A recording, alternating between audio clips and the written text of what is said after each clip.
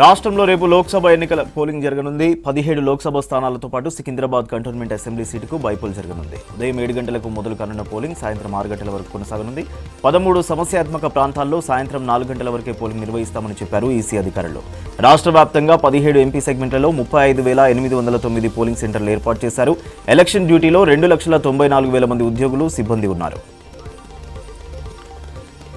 రాష్ట్రంలో రేపు జరిగే ఎంపీ ఎన్నికల పోలింగ్ అన్ని ఏర్పాట్లు చేశామన్నారు సీఓ వికాస్ రాజ్. రాష్ట్ర వ్యాప్తంగా 35,809 పోలింగ్ కేంద్రాలు ఏర్పాటు చేశామని చెప్పారు. పోలింగ్ విధుల్లో 2,94,000 మంది ఉంటారని తెలిపారు. ఈ 2 రోజుల్లో ప్రలోభాలపై మరింత దృష్టి పెడతామన్నారు.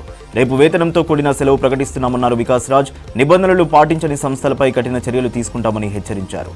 ఎగ్జిట్ పోల్స్ పై జూన్ 1 సాయంత్రం 6 గంటల వరకు బ్యాన్ ఉంటుందని చెప్పారు.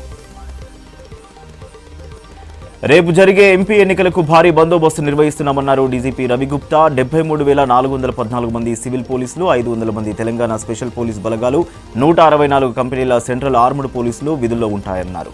మద్యం అక్రమ రవాణా ప్రత్యేక మొబైల్ టీంలను ఏర్పాటు చేశామని చెప్పారు. 34,000 మందిని బైండ్ ఓవర్ చేశామని ప్రకటించారు డీజీపీ. ప్రధాని రేసులో తాను ఉన్నానన్నారు బీఆర్ఎస్ అధినేత కేసీఆర్. అవకాశం వస్తే వదులుకోవడానికి తాను అమాయకుడిని కాదని చెప్పారు. ఈసారి కేంద్రంలో బీజేపీ, కాంగ్రెస్ అధికారంలోకి వచ్చే అవకాశాలు లేవన్నారు. ప్రాంతీయ పార్టీల కూటమే ప్రభుత్వాన్ని ఏర్పాటు చేస్తుందన్నారు కేసీఆర్. తమకు 12 నుంచి 14 సీట్లు వస్తాయని చెప్పారు.